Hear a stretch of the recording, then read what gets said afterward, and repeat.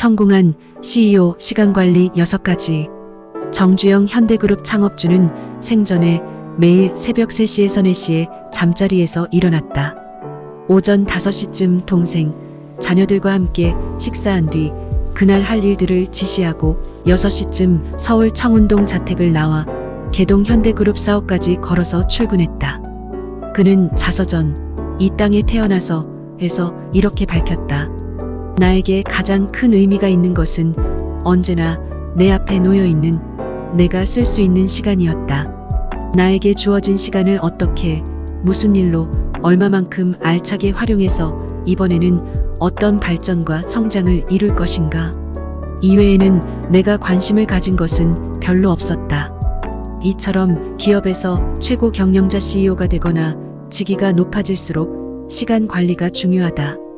2011년 8월부터 애플 CEO를 맡고 있는 팀 쿡의 일정은 오전 3시 45분 기상으로 시작된다.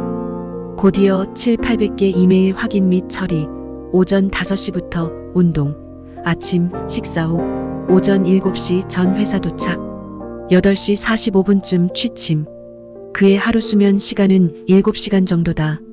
하버드대 경영대학원 연구팀이 최근 여성 2명과 남성 25명 등 미국 상장 기업 CEO 27명의 3개월간 일정, 데이터 6만 시간을 분석한 결과 매주 평균 근무량은 62.5시간에 달했다.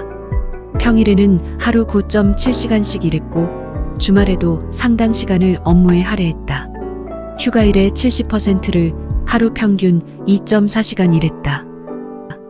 A는 CEO의 업무는 무한하다는 방증인 동시에 정교하고 생산적인 시간 관리의 중요성을 보여준다.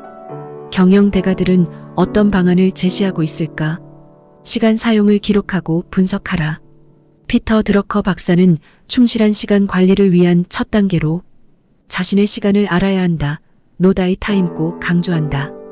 이를 위해 자신이 어떻게 시간을 사용했는지 기억하는 수준에 머물지 말고 적극적으로 기록하고 분기나 반기별로 정기적으로 분석해야 한다고 주문한다. 비서나 자신이 시간 운영표를 작성함으로써 낭비형 일을 제거하고 꼭 해야 할 일에 집중하도록 하기 위함이다. 둘째는 능동적인 시간 이양 델러게이트 타임이다. 특히 다른 사람이 최소한 나만큼 할 수 있는 일을 찾아 다른 사람에게 넘기라는 것이다. 그는 대체로 우리는 자신의 중요성을 과대평가함으로써 지나치게 많은 일을 오직 자신만이 할 수 있다고 오해한다고 했다.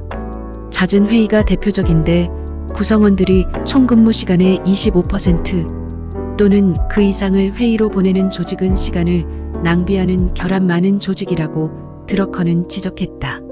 셋째는 시간을 통합 컨살리데이트 타임에 자유재량 시간을 확보하는 것이다. 사안에 대해서는 15분, 30분 같은 자투리 단위가 아니라 길고 큰 시간 덩어리를 배분해야 한다고 드러커는 밝혔다. 인사 문제, 컨설턴트와 면담, 전략적 결정, 부하 직원의 애로, 청취 및 관리 같은 경우가 해당한다. 이런 일에는 연속적으로 방해받지 않는 90분 정도의 긴 시간이 필요하다는 것이다. 그는 매일 아침 출근하기 전에 90분씩 인터넷은커녕 전화 연결도 안 되는 서재에서 중요한 일을 처리하는 것도 좋은 방법이라고 했다. 우선순위를 정해놓고 실천하라. 세계적 베스트셀러 성공하는 사람의 7가지 습관의 저자인 스티븐 코비는 소중한 것을 먼저 하라는 명제 아래 시간관리 매트릭스 활용법을 내놓는다. 긴급성과 중요성을 두 잣대로 삼아 첫째로 급하고 중요한 일, 둘째로 급하진 않지만 중요한 일, 셋째로 급하지도 중요하지도 않은 일, 넷째로 급하지만 중요하지 않은 일 등 4분면으로 구분한다.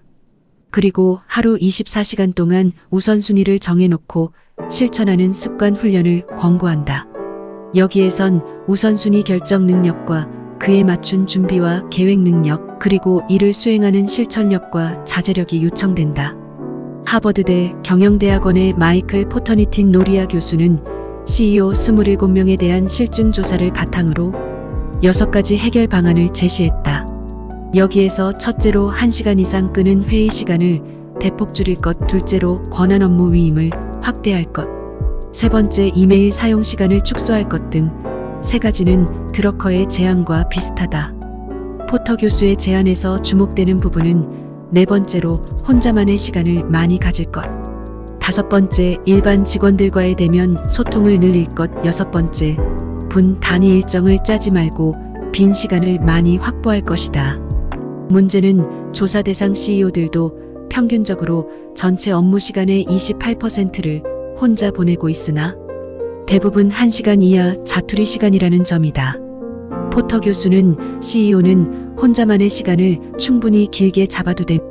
미결 서류 처리 등을 하느라 허비하지 말아야 한다며 혼자 있는 시간을 제대로 활용하려면 국내외 출장 시 수행원을 대동하지 않는 게 바람직하다고 했다.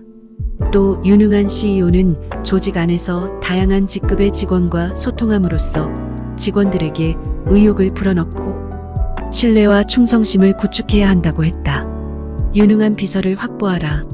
포터 교수는 CEO나 고위 임원일수록 비즈니스와 무관한 외부 활동은 억제하고 그 대신 가족과의 시간을 갖기 위해 의식적으로 노력하고 CEO 스스로도 전문성을 높이고 개발하는 데 시간을 할애해야 한다고 밝혔다.